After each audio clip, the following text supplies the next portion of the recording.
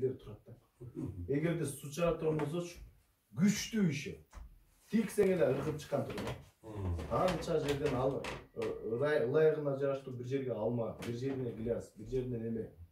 Сууду чыгарыш дагы болот, оңой экен да. Үстү жагына мындай лоток коесуң, же турбаны койсоң суу чыккан турат. Чынлап келгенде сууну бизде деген суунун байлыгы жердин астында. Биз мына сууну туура колдонуш менен эле мамлекеттин маселе чечилип атат. Мына сууну колдонолу туура. Туура жанагы немелерди, өсүмдүктөрдү тигели. Малдын асылдуулугун көтөрөт. Кальцийдин кереги жок бизгечи. Асылдуулугун кайтип жана мал заводдор мурун ассимиляция дегендер бар эле, туура? Асылдуулугун көтөрүшүп, ассимиляция. Ошолордун баардыгын коюп, анан кийин электр энергияны койгон болсок, мына ошо баардыгы сууга барып айланып атат да. Ушул 2-3 маселени чече турган болсокчу, анда Казакстан, Россиядагылар ушул жерде тааныш бар бекен, ушул жерге келип гражданство отурайын, ушул жерден пенсия алчы, ушул жерге жашайын деп чыгат да. Чындап келгенде Кыргызстанга берген да. Болгон эле просто ойлонуш керек. Жана эртең 2-3 жылдан кийинки бере турган проекттер буларчы, булар сразу бербейт. Ошон үчүн бүгүнкү чиновниктердики, мисалы үчүн мен министр болсом, любой бир министр болуп турса, ал ойлойт да. Бир сүүнү жумуштан кетишим. Бүгүн отурам. Мага бүгүн эмнени жеп алам? Мону жеп таштайм. Бул 2 жылдан кийин буну иштетсе 10-100 болуп чыгат да. А бирок ошого шарт түзүлбөйт. Мен дагы бир бизде мына азыркы биздин айтып аткан проектлер 3 жыл, 4 жыл, 5 жыл, 6 жылдан кийин мөңгөсү берип таштайт. А бергенде ушундай болот, кийин жеп түгөт албай каласың. Мындайча айтканда асман жердин берекелери ачылат. Премьер-министр өзү ошол президент менен эле бир тең немеде укукту азыр бар жокту жасап аткандан срогун эле окшонукун экөөнүкүн окшош кылып коюш керек, алмашпай турган кылып. Бирок үстүнөн контроль. Кандай иштеп атат, эмне кылып атат. Азыр премьер-министрлерибиздин саны алмашканда мына 32 канча болуп калыптыр. Жылыга. Министрлердики андан көп. Ошо министрлер да.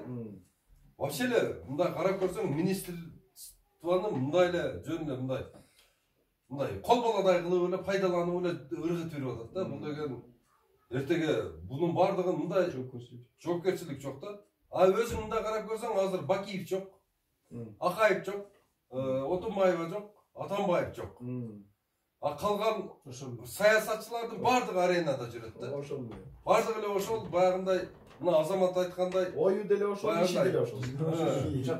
Уча табак менен жандоочу табак алмашкандай эле момундай болуп атат.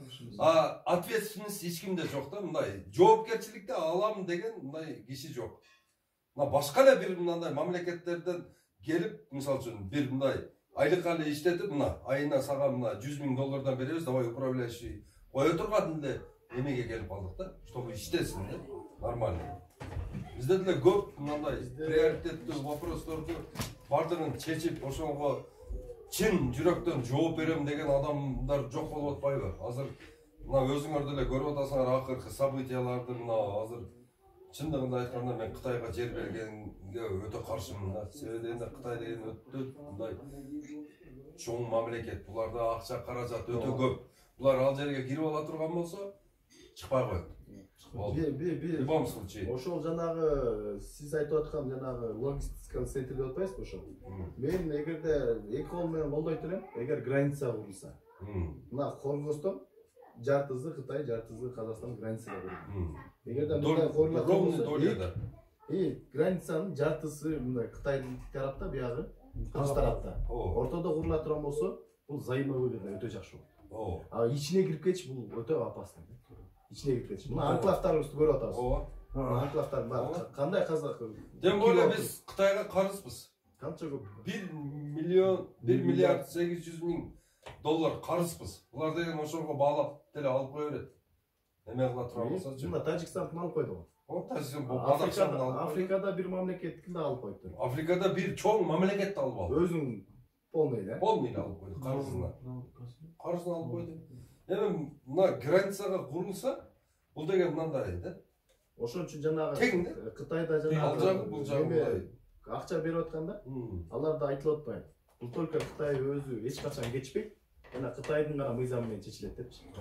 Мисалы үчүн Россия, Европа же башка жактан тыйнап келсе, жагдайга карап туруп анча-мынчасы кечип коет атпайбы? А Кытайда андай жок экен да. Мисалы үчүн 450 миллион долларды Путин берген Макикечи. Анан Атамбаев айтты, Путин мен bunu кандай кеткен билбей калдым деди эле. Кечирди. Кытайда болсо андай жок да.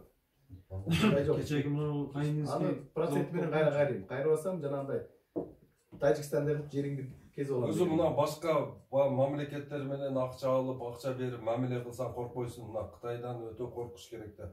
Бул деген дүйнөлүк практикада болуп атат, жерлерин алып коюп атат булар. Жерлерин алып коюп туруп, өзүнүн мына саясатын ичине киргизип, өзүнүн Кытайдын саясатын киргизип атат да. А бул Кытайдын саясаты менин жерим экен да, только алыш экен өзүнө. И бербейт экен кайра. Алган жер эч качан Кытайдан кайтарып ала албайт экенсиң да. Берип эле койсоң болду. Это уже неме көрөм. эми мына сельский хозяйствобузду азыр мына Акаевдин ошо жер берилгени чатак болгон да, элге бербеш керек эле. Мына Өзбекстанда элге жер берилген эмес, ошонун баардыгын акимчиликтер башкарат. Жергиликтүү бийлик башкарат. Анан баягы жерде мындай да, ал жерде Өзбекстанда мына жерди эффективный иштетип, жакшы иштетип аткан адамдарга жер дагы бериле берет да. Анан баягы жерди бир эле жыл иштетпей кое турган болсо, уже тартып алып коет. Аренданы 10 эсе кымбат берем десе дагы унабайт экен. Болду, давай. Чечесиңер. Опять берет туруп жерди алып коет экен. Жерди алып коюп туруп, анан иштеген адамдарга жерди кайра кеңейтип бере берет экен. Мисалы сен 100 гектар жер иштетип атсаң, жакшы иштетип атсаң, бияктан дагы жер чыгып калды. Договор чыгып туруп аренда менен, ооба. Дагы 20 гектар, 30 гектар кошуп берип сени кеңейте берет экен да. Себебинде сага дагы анан кийин баягыдай иштейм дегендерге берилет экен. Анан кийин өзү мамлекет өзү мындай эмени берет экен, жардамды. Мындай бир заказдар түшүп калса, мисалы үчүн Россия айтса, мага петрушка керек, мынча 1000 тонна же болбосо. Давай, уюштуруп, ошону неме кылып, давай сиздин жериңизге отургузайлы. Мындай пайдасын сиз көрөсүз. Бизге мындай объем чыгарып берип турсаңыз болду деп ошентип поощрять этет экен да. Бул деген аябай жакшы саясат да. Аларда дагы жакшы налажыныйды жанагындай ар бир айылдарга халайниктерди куруп атышат дейт. Анан халайникке өткөзүп коет дейт. Өткөзүп койгондо мен балдардын айтымында да кайра өткөзүп койгондой, мисалы үчүн халайникке барып бизнесмендер барат экен, покупатель. Баягы продукцияны көрөт экен да баалашат экен. Баалаганда баланчы сомго сурап атып, кайра фермерге чалат экен. Макулдугуңду берсең сата берем дейт экен. Себеп дегенде бак таражага тартып өткөзүп койдум да.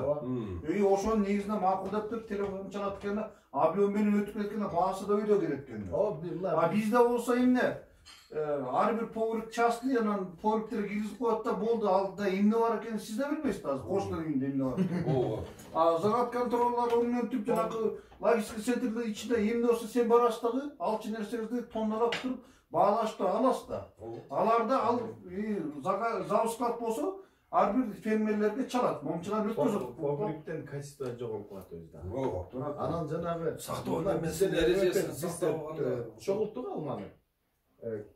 Халайникке салып койдук тиги жактан. Азыр болсо ошо биз биякта телефон менен эле баланча келди, мондай алмаларды көрдүк. Мынчадан сурап атат, кичине сурап атат. Болду. Бияк телефон менен эле сүйлөшүп көмөтө берет. Албабаса эчтеке болбойт, тура берет алып. Дагы баасын көтөрүп кете берет да. Көрдүңүзбү? Ошон үчүн бул өзү көп акча эмес. 10 000 долларга турат.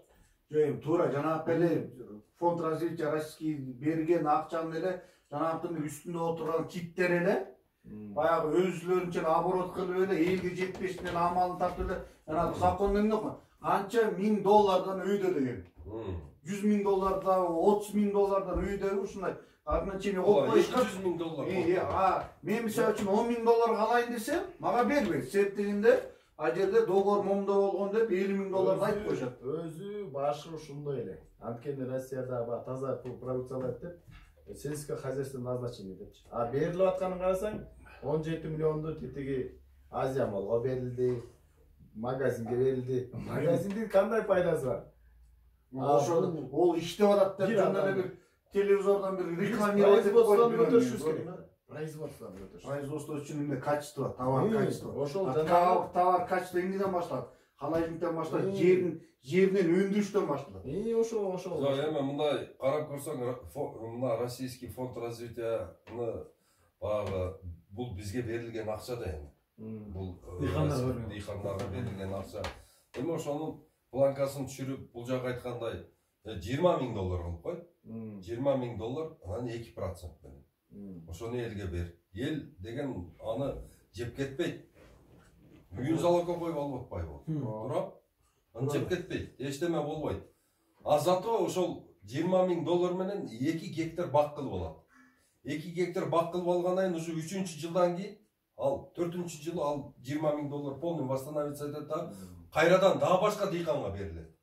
Ал берилгенде канча болду уже 3 оборот болуш керек эле да бул. Уже өзүң элестетип көр, $1 миллиард ошол $10,000 бөлсөң где-то канча 1000 гектар бак тигилмек да. 1000 гектар бак уже 3000 гектар бак тигилмек да уже. 3 оборот болмок да, 3 жылдан болгондо. Азыр акча бол кимге берип турат, жөнүнө турат. Анымда карап көргөндө Бияк айткандай киттердин оборотун Азия молго $17 миллион айтты. Жо эми туура деген карабайт. Эми азыр ошо фонд развития, тиги Российский фонд развития жөнүндө сөз да болбой калды. Уже телевизордон да чыкпай калды. Оюндан чыгып кетти жана. Бул уже бүттү. Эми дагы бир Распилили да. Жогот сошту. эффективно пайдаланбай ошол акчаларды азыр 3000 гектар бак болгондо бизде ар бир бак $10,000 $10,000 киреше алып келет эле бизге. Целый азыр Россиянын Казакстандын рыногу биздики болмок да. Россия Казакстандын рыноктор биздин. Биз только биз телебемекпиз, тем более алар тетиги Европадан уже орустар дагы бар жокту көрүп турат. Мына бизден да продукция алгысы келбеген себебинде бизде хранение 0 да. 0.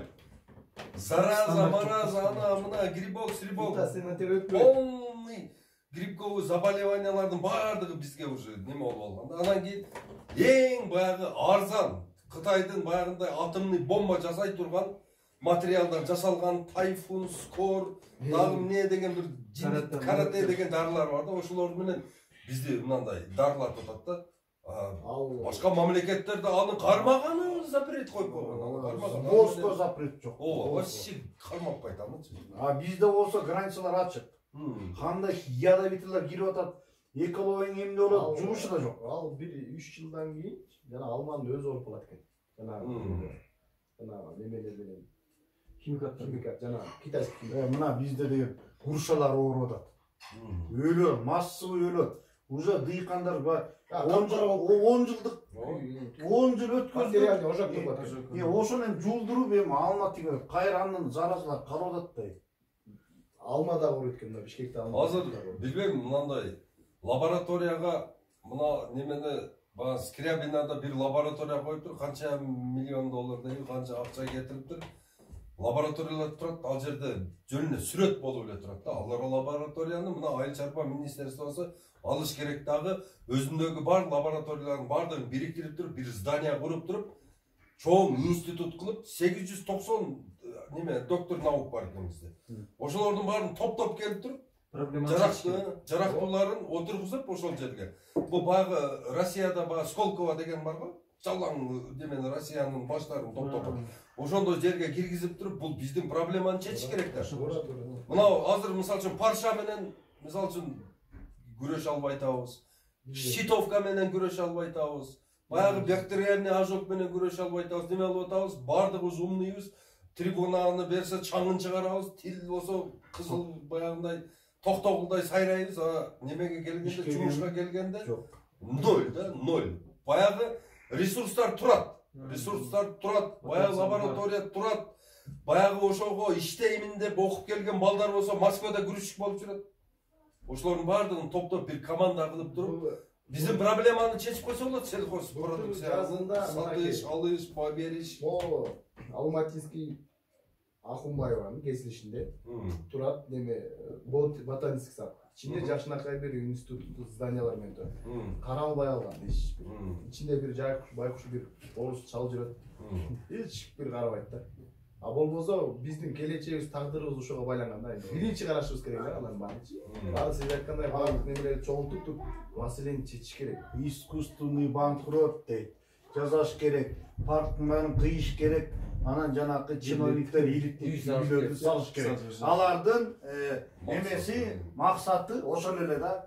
Элдин баягы жашоо турмушу, ал келечегин ойлогон адам жок. Мисалы үчүн ошо чиновник деле мисалы үчүн бул дүйнөдөн өтөт, калбайт. Биякта бул жашоодон баарыбыз эле кетебиз. Анын баласы да өтөт. Топтоп койгон байлыгы. Бирок небере чөбөрөлөрүнө жетпей калат да ошонусучу. Жок. Ошонусу кайра жанагы топтоп бирөөнүн байлыгын бирөөнү жукпайт дейт. Ошо дейт неберем кандай жашайт деген үчүн мненияга жете элек да булар аң сезими. Мурдунан алысты көрө албайт. Биз болсо бул убакыт келди. Бул акчанын келди. Акчанын кулу. Булардан күтүш өзү дагы акмакчылык. Жаңы нерсени чыгарышыбыз керек. Жаңы адамдар келишип, жаңы адамдар сүйлөшүп, мен дагы ошо ар бир идея менен келип, өзүбүздүн убактыбызды өзүбүздүн келип жатат. Туура. Алыстан келип, Ыскөлгө келип, анан тиги боюңарды бөлүшүп алсаң да, аябай бул чоң нерсе да бул. Бул карапайым мына патриоттор, эртең Кыргызстаным деген адамдар атын башыбызды биткилесек, бирөөнү күтүп отуруш болот экен. Өзү Чумак болду күтүп. Турган. Мага баганда көп эле балдар импайнери өтөт, баганда жагат мага неме кылат. Багында сүйлөшө келип, эметсең эле бирөөсүн баягы эски саясатчылардын атын айтпай эле кой. Ошолорго жөн эле баганда колжолук болуп жабышып алган да. Эми туугандары мына бир нерсени мындай ойлогула, аларга шанс берилген. Алар деген ошол жерде 30 жыл жүрдү. Анан кийин мынандай келгенде эле эми мен мындай 31-жылы айрыймын дегени бул жөн эле баягы Тайсынды баягы немеге Жок, көтөрүп чапкан. Ата-бабабыз мынтип койгон. Оңой эле бир эле сөз менен жооп берип койгон. Картаңа бир баскан жерин 10 басат дейт. Ал жаңы жолго түшпөйт, дегенен жүрөт.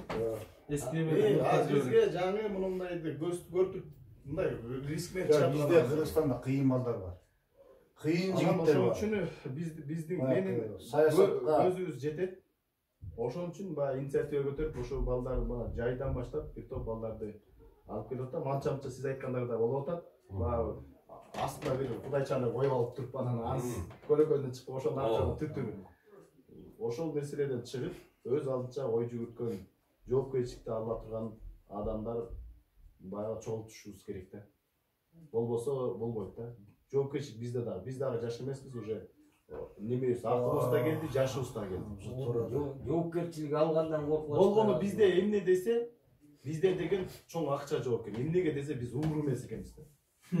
Буларда эмнеге акча көп десе, Союздун сансыз немелери бар болчу да, зданиялары бар эле, заводдор бар. Бар бөлүп ачкан. Мына азыр бар бөлүп ачкан дагы, анан адамдарды келтирип давай 1000 сомдон кармит этип алдап сатып алып атат. Эми ошон үчүн азыр элдерге күйүп ыйлап айтып жатабыз. 1000 сом, 2000 сомду тагдырыңарды сатпагыла. 1000 сомду алуу менен 1 миллиард сом өзүңдүн тагдырыңды калкалатасың. Элдер көрүп турат. Эми алсаң, ал дагы баягы таза кишиге, инсанга жаңы адамдар акчасын алып алгандан кийин атпайт. Жок, эмнеге? Ал жерден честный болуп да мен мисалы үчүн машина өткөп айтам. Акчасын алдым тараткан, акчасын алып туруп башка эле салдым. Чындап келгенде мен эмне эми мындай карап келгенде обязан эмеспиз. Жок, ал акча аламакча акчабыз. О, биздин акчабыз. Ал биздин акчабыз. Мына ошол баягы берип, мынантип алдайм деп келгендерди биз алдап коюшубуз керек. Алып туруп эле. Мен 1000 сомго баалаган экен, мен көрөйүн муну деп. Көрөйүн деп кирип туруп эле анан кийин жайлап салыш керек да анча. Акчасын алыш керек, албайм деп. Азыр мындай да. Баягы мындай шайлоого жакын келгенде, баягы шайлоо менен окат кылган адамдар бар да, айылдарда. Интриганттар. Ошолор анан кийин чыгат. Баягындай кылып, эжелерибиз жаңы жолуктарды неме кылып, баягы эски папканын чаңын арчып, колтукка кызып чыгат. Анан кийин агаларыбыз чыгат, баягы галстукты тагып, жакасы кир көйнөк. Анан мынтип сүйлөп, мынтип бирөөнү мактап чыгып дежурныйлар. Баягы бизди ошолор баягы ошолорго салып берген ошолор да. Ошолор тура. Именно баягы ушул ушунча шайлоо болсо, Кыргызстанда где-то бир 30дан ашык шайлоо боло турган болсо, именно ошол кишилер ар кандай адамдарды бизге сунуштап келген дагы ошолордон эч кандай майнап результат чыкпады да. Мына ошол кишилерге дагы айтыш керек да, каарып өлөйүн деп калдың, болду эми токтот. Мына 30 жылдан бери алдап келдиң. Болду эми үйүңдө отур деп эле катуу эле айтып коюш керек. Болду. Чыкпа сен волонтер, салантер болуп баягындай интриган болуп, агитаторлугун. Акча дегенде кайрылып болбойт да чыга берет. Анан мен таң калганым эмки шайлоодо эмне деп алдашар экен дегенде. Мына Кыргызстан партиясы Facebook'ta жүрөт го. Ар бир айылга 500, Швейнисе 500. Кана бир айылга жасады анан тиги прогресстики.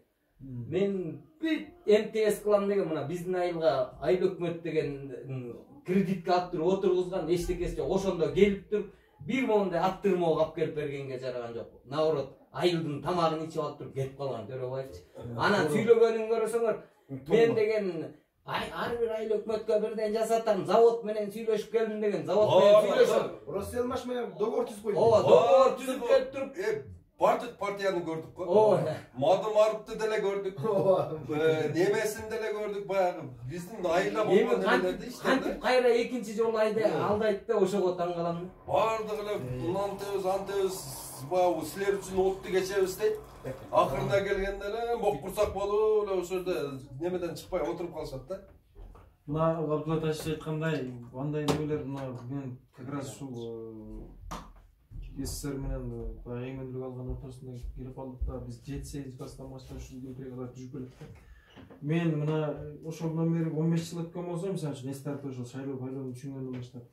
Бияк айтканда ортомчу немелер эле элди алдап коет, кантип алдайт деп атпайсызбы? Ошолор алдап коет, ошолор аркылуу алдап коет керек болсо. Алар же бир жесең болуп чыгат, же бир жеңең болуп чыгат, же дагы аяшаке, аяшини, анан тиги аяшапа болуп чыгат. Аксакал авторитетин алып келип колго алып коет, болду ошо менен кетебиз. Алдайт экен да. Тиги партия, бул партия баары эле бир. Муну тыйын алып дагы. Ошо тыйын алды, шайлап кой деп коет. Бирок ал деле чындыкты айтып атат да. Мына келген партиялардын бардыгы ушул өзүнүн бизнесин коргогону келип атат да. Баягы балык башынан сасып атпайбы? Эгерде ошол СМБ, ошол прокуратура, ошол деле баягы президенттин аппараты, ошолор мисалы үчүн таза иштесе, анда таза иштей турган болсо мындай бар да.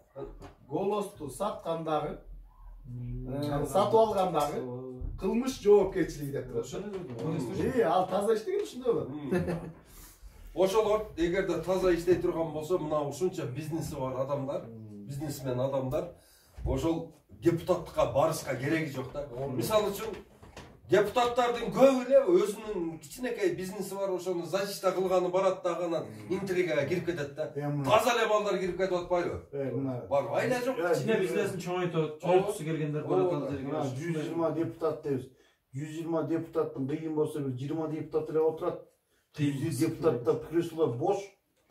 Алар эмне болгондор? Бизнесмендер да. Өзүнүн вопросу келгенде келип, болду анан кийин келбейт. Эми чындыгына керек айтканда ал бизнесменге депутаттыктын кереги жок. Жок. Просто ошол система депутаттарды дагы дойный корова кылып алган да. Бизнесмендерди. Булар буну баардыгын кылып аткан үстүндө бир мындай бир эме бар да. Мындай бир тияк-биякты неме кылып жүргөн, ал билинбейт ал киши. Ал киши мисалы үчүн даже Бишкекте жашабашы мүмкүн. Башка жерде отурат, төрага деп коет андайлардычы.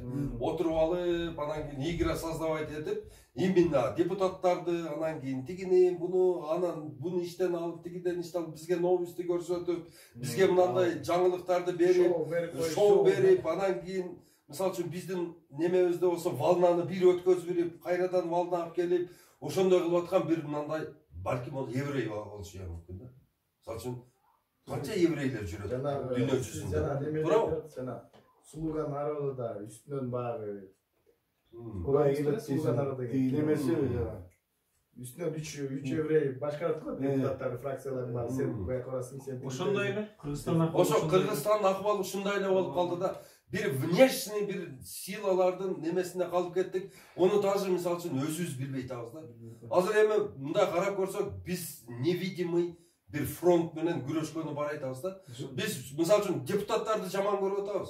Бирок депутаттарда деле мындай карап көрсөң системага кирип калган. Эгерде сен депутат болбосоң, сен бизнесиңди талкалайбыз. Депутат болсоң неприкосновенность болот, мындай кылып жүрө берет. Анан неприкосновенность алгандан кийин, значит, мындай кумтөрдүн закондордун, кумтөрдүн жер үйдүн закондордун өткөзөсүн. Анан кийин сен бул жакта майыңды чайнай бересиң деп, аяка киргенден кийин экинчи условияны коет. Айла жок, анан кийин ошого көнөт. Этап алып коет десе. Ооба, этап алып туруп, акыры бул деген еврейлердин оюну. Дагы бир болсо, дагы бир акылдуулардын оюну. Эптеп ушул бизди аборгендер деп коет да, бул жергиликтүү жашоочулардан ошол жактан ресурстарды чыгарып кетиште максат. А булар баягы депутаттар, буну президенттер, премьер-министрлер, буну жөн инструмент да. Жөн инструмент. Биз ошону жакшы түшүнүшүбүз керек да. Ошону жакшы түшүнүшүбүз керек. Азыр бир канча дейт? Бир 20 миллиард дейби, канча миллиард долларлык дагы алтыныбыз калды да. 30 миллиард дейби долларлык. Буну деген бир олигархтар буну бизди жерибизди проект кылып койгон да. Проект кылып койгон, бул жерден мындай акча чыгарамын, ушунча чыгарамын, ушунча власть этемин, момча чыгарамын дейт. Бизнесте бирөөнүн. Бизнес, бирөөгө биздин мамлекетибиз бирөөнүн бизнеси болот. Бизнес планы. Бизнес планы да. Эртеге мисалы үчүн эмебиз түгөнөт, алтыныбыз түгөнөт. Ресурс түгөнгөндөн кийин анан кийин биздин суубуз калат. Экология бузулат. Ооба. Экинчи этапта суу турат да. Сууну ура баштайт булар. Сууду келет да кадимкидей биздин немелерибиз, депутаттарыбыз чыйралып ошо маалда. Баягындай каштарын боеп, бүркүттүгүндөй кылып чыгып, мынантип өзбектер менен бакылдашып сүйлөшүп, анан мына кылып анан кийин сууну сата баштайт. Суунун баасы мынанча деп коет, подпольный баасы тигинче болот да. Биз башка бир мамлекеттердин проекти болуп калдык да. Марионеткаларыбыз отурат, олар мынтип мындай перчатканы кийип алып туруп, бааны жиптер менен момту ойнотуп атат да. Анан кийин баягы немелерге мындай порционный да, мисалы үчүн президенттен баштап премьер-министр мындай мисалы үчүн президентке мону бере турган болсо, премьер-министрге бир аз кичине рагын берет, анда акырында келгенде депутатка депутатка ушунчаны берип коет. Жетет. Ошондой кылып ар кимисинин өзүнүн баасы бар да. Бул ушуну кумтөр гана кылып атат да. Жери экөө. Ушуну бир жакшы түшүнүп алышыбыз керек да, кыргыз. Биз баягы мен дайыма айтып жүрөм да, өзгөрүү айылдан башталыш керек депчи. Айылдан. Биз ол шапкени 1000 жолу ала берсек дагычы ага суу көтпөйт. Себеби дегенде ал шуба кийип алган. Шубаны чечиш керек. О, бүтүн айылда турат. О, айылда турат. Шуба айылда шубаны чечип туруп, onu мустап туруп бияктан качырып беришибиз керек да. Ошон үчүн эң биринчи биз эртеңден баштап туруп бир гана Кыргызстанда өндүрүлгөн и хозяйны кыргыз адам менен гана сода кылышты үйрөнүшүбүз керек да. Өзүбүздүкү деген принципти биз катуу кармашыбыз керек. Мадебектен башыбыздан ылдый алтын чачса дагы алтын заводко барып иштебешибиз керек. Ал жерден ограничение киргизип коюш керек. Момча кишиден ашса, ошону барып туруп документ кылып тастап, аяктан рабочий алып келтирбей коюш. Булардын ишин саботажга учуратышыбыз керек да. Ошондо бунун бар жогу кыйрайбы? Кыйрагандан кийин бияктан соглашение бар. Бир адам киргизсе сотко берип туруп, жаптырып ташташка биздин укугубуз бар да. Ушунун бардыгын бир команда болуп алып иштеш керек да. Буга деген мына мен атылып кетемби, же төраханды атып кетеби, же сени атып кетеби, же кайтпаш керек да. Идея кетеш керек. Идея менен аркасынан бириздин аркасынан адамдар алмашыш керек, бирок идея токтобош керек. Биринчи мамлекеттин өзүнүн мындай приоритети болуш керек. А биз болсо азыр Россияны ычактап атабыз. Американы, Европаны, ар кайсы жактан башаламын. Качан биз ошондой өзүнүн кызыкчылыгын кармап туруп анан кийин кыла турган болсок, анан ошондон туура болот да баардыгы. Мына Путин дагы келип башын чайкап кетип атат. Вот вы лохи деп атат да. Какие-то, мошенники пришли. Это не канадцы. Это именно СНГдан чыккан балдар экен буларчы. Мына кумтөрдү иштетип аткан балдар. Булар вообще миллиарддарды кармап отурушат да азырчы. Биз 4-5 баягындай одноклассниктин жертвасы болуп калды. Целый мамлекет. 6 миллион адамдын ырыскысын бир каяктагы бир мошенниктер ошону талкалап атат да. Биздин бардык чиновниктерибиз, бардык эмелерибиз ошолорго эмне батак айтып, мына бергенине ошону алып, ошону туруп берип атат. Жер үй деле ошол болуптур. Жер үй деле ошо. Жер үйдө Кыргызстандын 1 сомдук үлүшү жок экен. Бир чечен алдыдагы иштейт эле. Африкада да ошондой экен да. Муну алтын чыккан жерлер өлкө өлө кедей болот. Алтын чыккан жер. Алмаз, алтын. Алып кетип туруп эле бизди оюнчук көрүшөт экен. Сиздер үчүн Монголия ушундайлардын баардыгын саботаж уюштурду да. Бүт мамлекет өзүнүн эметип койду. Бирок кумтөрдүн баары колго чапты бардыгы. Нормальный жаңы адамдар келди. Жаңы эмет баардыгын кайра караштырды.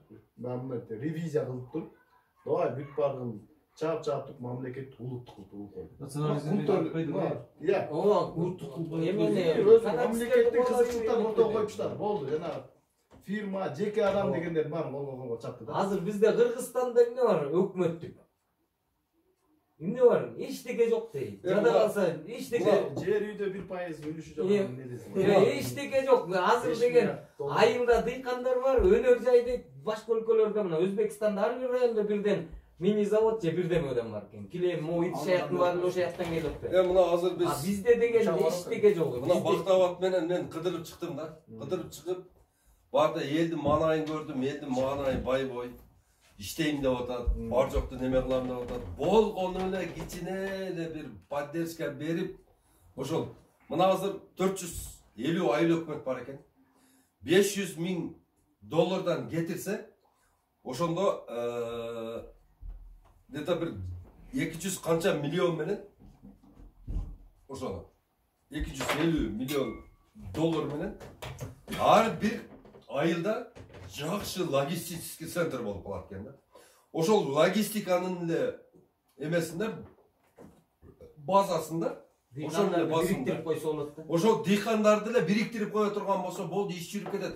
Ол 250 миллион долларды мисалы үчүн бир эле сезондо кайтарып берип кое турган потенциалы бар экен адамдардынчы. Бирок мынакы Казакстан эмнеге өнүгүп атат? Өзбекстан эмнеге өкмөттү монтуп мен дыйкан дегендерге иштейм дегенге бизнес план алып келсең мен акча мен өз көзүм менен көрүп келем, жамбылдагыларды көрүп келем. А бизде эмне? Айыл өкмөттөргө барсаң асфальт, жол, свет ошону жасап атабыз дейт бүт бар эле. А тиякта ошолорду жана бутуна тургузуп койгон дыйкан өзү эле жасап коет. Азыр мына кредит берип атат го, төрө. Кредит берип атат го, кредитти мисалы үчүн алышат экен айылдан келип, ана момунча 10 миллион, 20 миллион кредитти алат экен да, мал кылам деп. Анан Бишкекке алып барып туруп ал жерде сосиска ташып, бир жакта май ташып иштеп ошон кредитти бергенде ошол именно товарный кредит бериш керек. Товарный бериш керек. Уй бериш керек. Кой бериш керек. Үрөн бериш керек. Үрөн бериш керек. Ошондой эмелерди берип туруп, ошондой кылса эффективный болмок да. Эмне үчүн ушундай? Акчаны берип мына 27-30% берип аткандан дыйкандар ошону жаап аткан. Азыр ошо процентти 8ге, 7ге, 6га деле түшүрүп атат да. Ошону анан кийин кандай жаба албай калат дыйкан. Жөн эле жабат, бирок эми бул кредиттин өзү арам.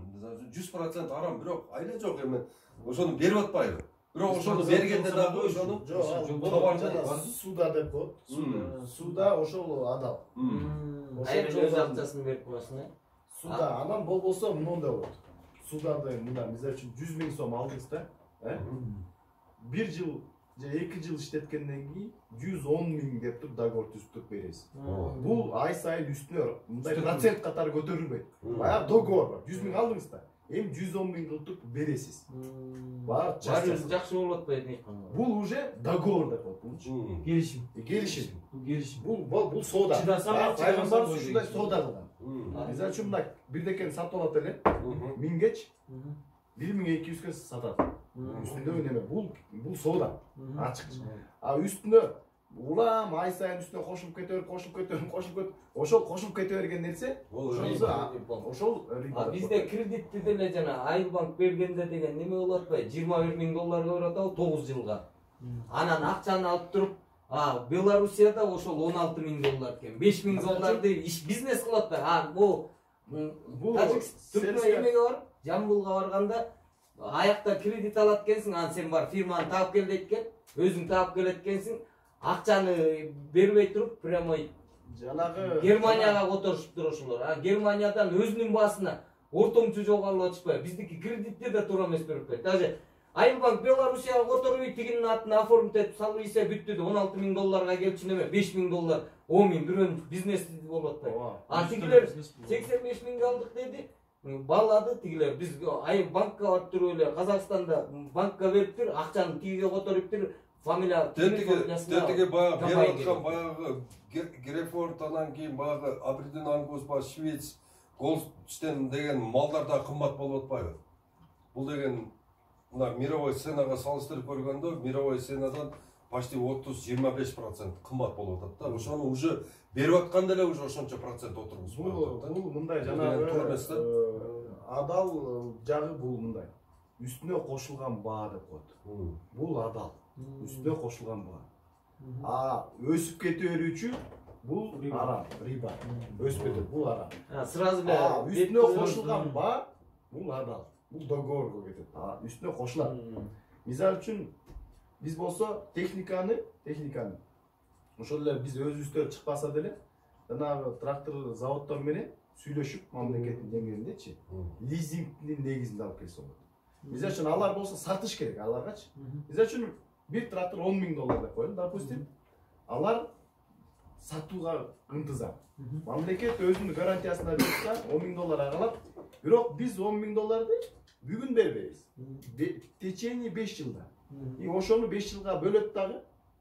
$2.000. И берет. Анан кийин трактор өзүндө калып кетет да. Ал бул үстүнө кошула бербейт да, мынтипчи. Баягы $10.000 5 жылга бөлүп коет. Анан өзгөчө дыйкандар мындан неметишет да, кыйналышат. Жанагы ай сайын, квартал сайын төлө деген бул туура эмес. Анткени бир жылда бир жолу неме берет, баягы түшүм берет. Ошол түшүмдөн төлөш керек. Оптом элечи, Анан ай сайын монитор давай деп дыйканды кыйнабаш керек. Ошон үчүн ага өзүнчө подход, жанагы айыл банк деп коет да. Ошол жерге өзүнчө саясат уюштуруп туруп, берки банктарда эмес, башкача бир подход менен неметиш керек да. Бир жылда бир жолу төлөйт. Например, эгерде 5 жыл бөлгөн болсо, мисалы үчүн декабрда, ар бир жылдын декабрында 5 жолу төлөп туруп бүтүрөсүң, болду. Анан ай сайын бөлүп, анан тиги бул улам банкка чөкөп, андай болбойт. Ал бул жанагы неме магазиндин нерселери. Ай сайын бөлүп тиги бул.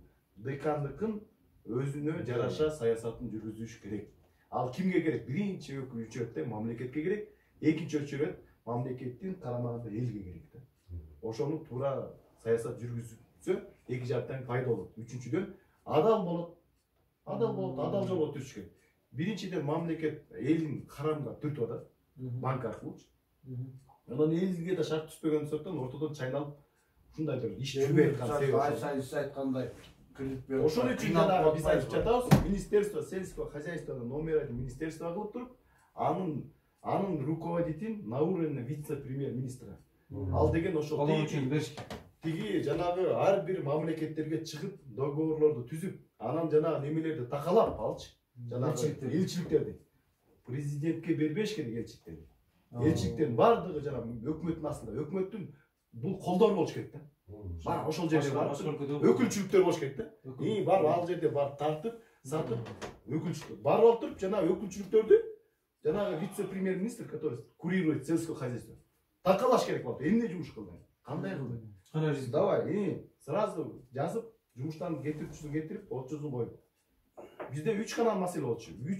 3-6 айга гана срок берет. Любой жумуш болсочу. 6 айдын ичинде эгерде результат көргөзө койсоң, системанын ичинде отуруп алсаң, айылгач жумуштан кетесиң. Эгер бир аз уурдап койсоң, кечирип коюп түрмө. А эгерде результат берсең, дагы иштейсиң, балким дагы өсөсүң деген маселе да. Канча? Айлыкта мынандай да, сельский хозяйствода иштеген мына департаментте иштеген, немеде иштеген адамдарды мынандай коюш керек. Агроном, баягында жерди түшүнгөн, анан кийин баягында сразу консультация берип, иштеп кете ала турган, мындай жумушту жүргүзө ала турган, мына жаңылча айыл чарбаны жүргүзө ала турган жаш балдарды коюш керек да. Азыр эми департаменттердин көбүн көрүп атабыз, 8 класста бүткөн эле балдар отурат. Жок, городскойлар отурат. Баягы айылда муктаж болгон, айылда бир немеде проблемасын түшүнбөгөн селхоздо, мин селхоздо отурган адамдар көп. Арасында бар эми, жок дебейм, бар. Бирок алардын голосу жетпейт да начальниктеринечи. Анан жанагы неме дегендей маселени жоюп ташташ. Мен жогорку кеңештедим. Бийликке ошол жана системага кириш үчүнчү ушундай планкалар коюп алган.